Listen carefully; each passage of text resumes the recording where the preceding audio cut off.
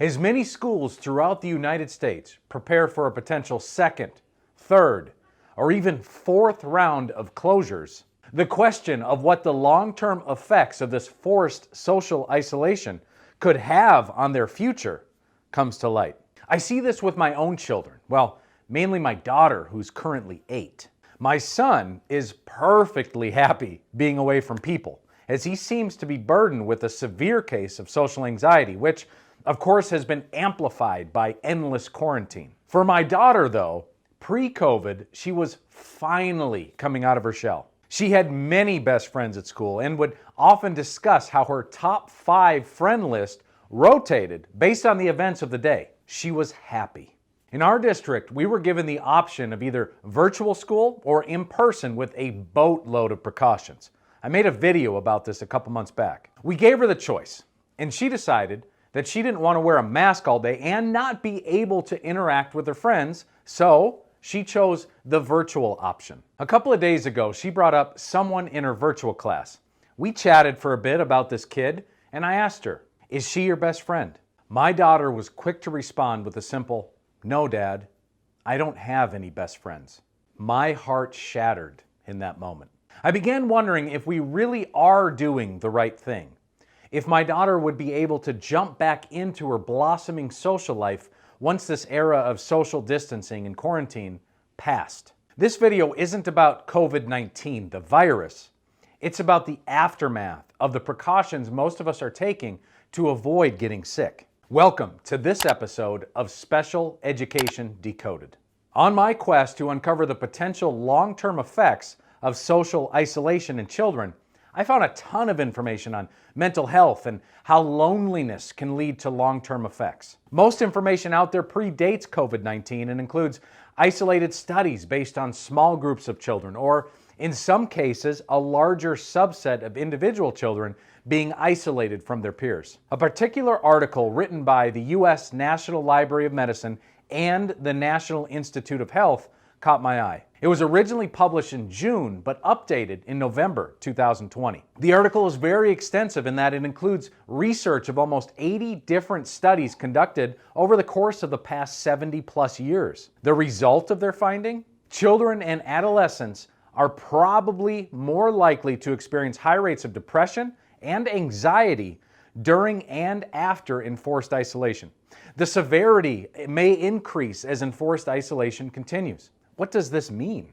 Well, let's unpack their findings. First, the research found a majority of the studies detailed the word loneliness. Psychology Today defines loneliness as the state of distress or discomfort that results when one perceives a gap between one's desires for social connection and actual experiences of it. In other words, children wanting to hang out with their peers but being withheld from the ability to do so. Early studies into the effects of COVID-19 in particular report that more than 1/3 of adolescents report high levels of loneliness, and that almost half of young adults between 18 and 24 are affected by this challenge.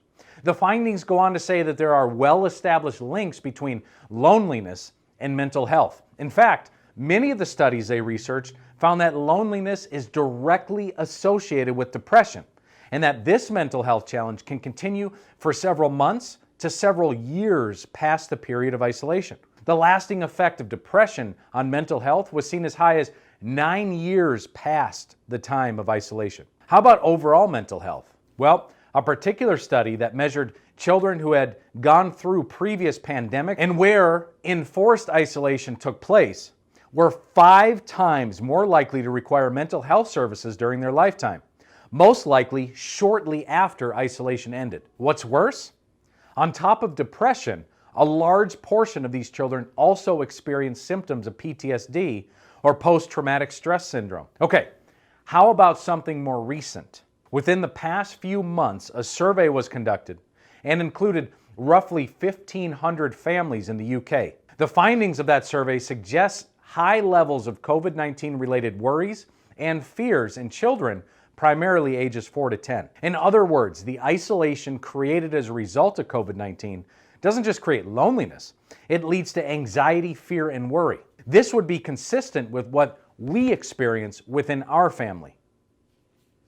Look, I understand wholeheartedly the predicament we are all facing today. This video is not about trying to sway you as a parent one way or another. This is me, a father working together with my wife to navigate this journey based on the facts, not emotion or opinion. A lot of these videos begin with my experience, which ultimately lead to research and subsequent education based on my findings. The truth?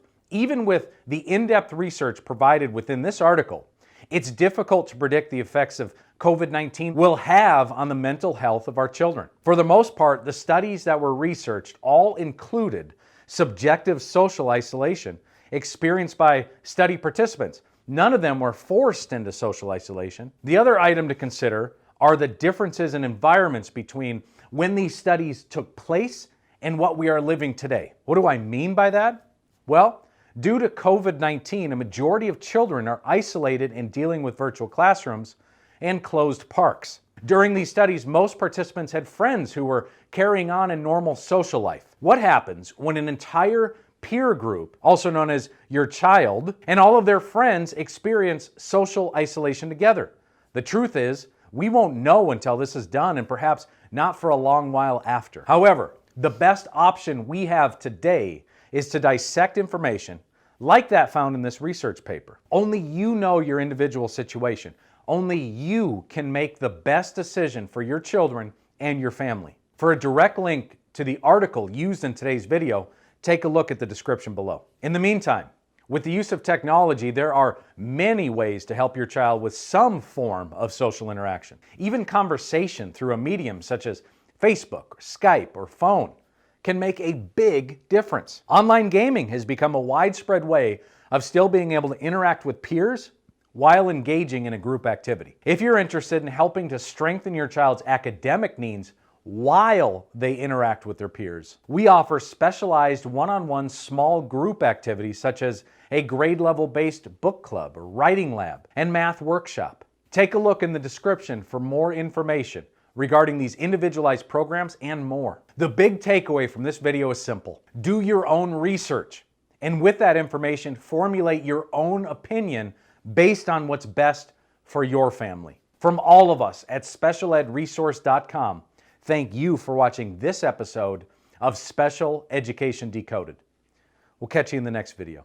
Thank you for watching this video until the end. Please take a moment, give us a thumbs up. Your support means the world to us.